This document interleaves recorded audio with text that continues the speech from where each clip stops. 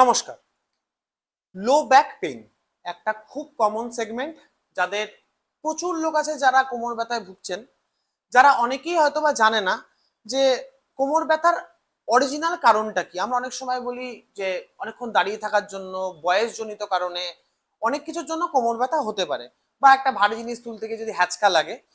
তাহলে কোমর ব্যথার মধ্যে আজকে আমরা খুব কমন কতগুলো জিনিসের নাম শুনছি। ডিস্ক প্রোল্যাপস, কি হয় আমাদের যে ডিস্ক গুলো থাকে সেই ডিস্ক গুলো চেপে যায়। দেখুন, এটা হলো আমাদের নর্মাল শিরদাঁড়া ভার্টিব্রি।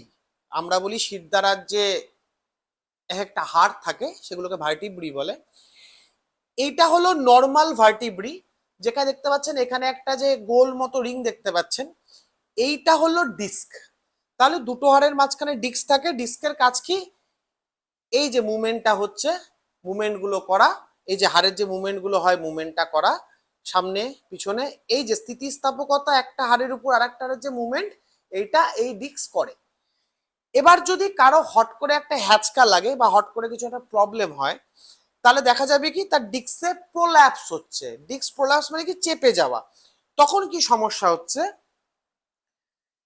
ইনিশিয়ালি দেখা যায় যে এই ডিস্কের মাঝখান দিয়ে যে জায়গাটা হয় সেটার মধ্যে একটা ইনফ্লামেশন হয়। কি হয়? চেপে যাওয়ার জন্য আস্তে আস্তে ভিতরের যে বস্তুটা থাকে, জেলিটা থাকে, সেটা বেরিয়ে যাওয়ার চেষ্টা করে।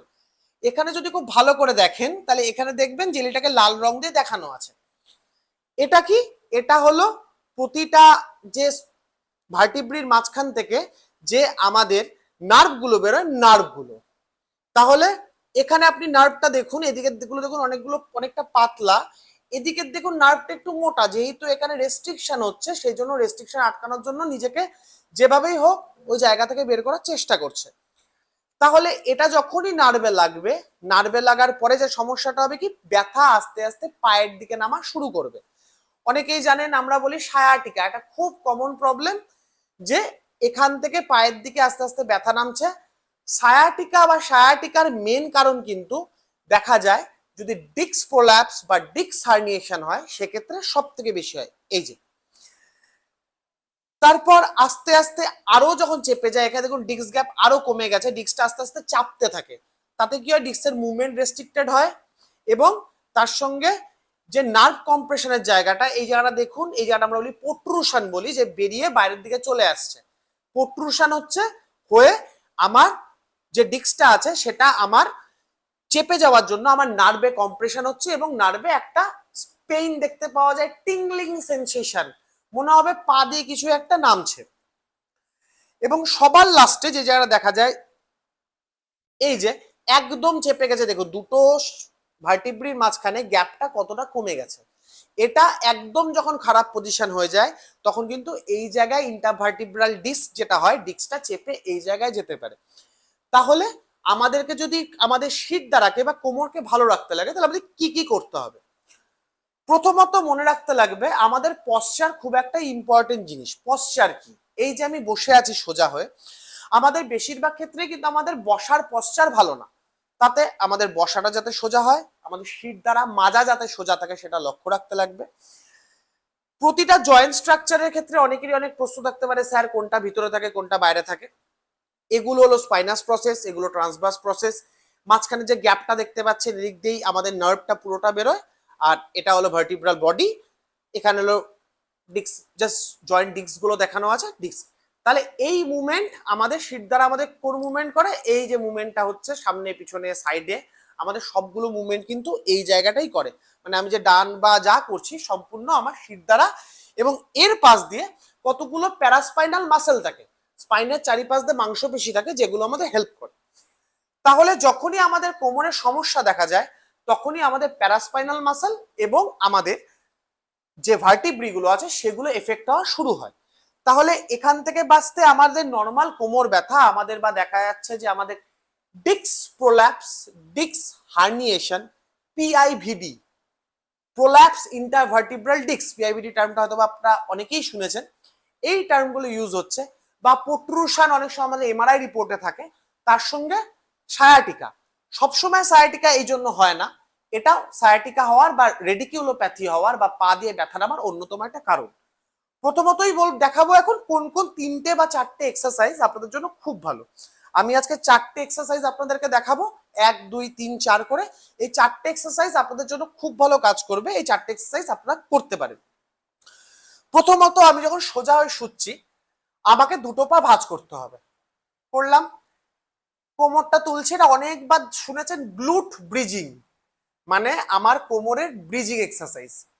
ধরে রাখা, আমি হাঁটুর মাথা যাতে দেখতে পারি, 10 সেকেন্ড হোল্ড, রিলিজ। এটা আমার প্রথম।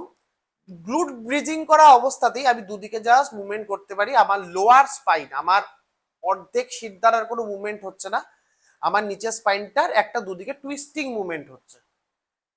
এ গেল 1 নম্বর।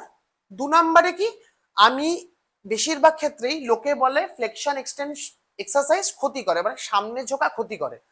কিন্তু কোমর ব্যথা বলে আমি আমার পুরো শিরদাঁড়াটাকে জাস্ট বসিয়ে রাখবো সেটা তো হয় না।